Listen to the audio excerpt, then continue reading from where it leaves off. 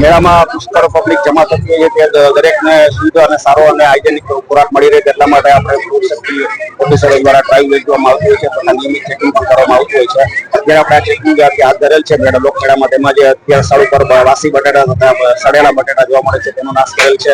એ સિવાય અમુક ખાદ્યમાં જે પરમિટેડ ખાદ્યથી રો મટીરિયલ મનાયું છે તે પણ વાપરતું જોવા મળેલ તો તેનો આપણે નાશ કરેલ. હજી લોકમેળામાં સતત આ ફૂડ વિભાગની ટીમ ચેકિંગ ચાલુ જ રહેશે અને આ રીતે જે કઈ જગ્યાએ ખાદ્ય જોવા મળશે તો નાશ કરવામાં આવશે, સિવાય પેનલ્ટી પણ કરવામાં આવશે. વેપારીએ એટલું ધ્યાન રાખવું છે કે જે રાંધેલી વસ્તુ છે તો બીજા દિવસે જે દિવસે રાંધી બે ટાઈમ અલગ અલગ રાંધવાની તથા બીજા દિવસે તેનો ઉપયોગ ન કરે, વાસી ખોરાક લોકોને ન પહોંચાડે. અહીંથી આપણે બાફેલા બટેટા છે જે ચેક કરતા તેની અંદર સડેલા બટેટા તથા વાસી બટેટા જોવા મળે છે, ચટણી છે તે પણ વાસી જોવા મળે છે.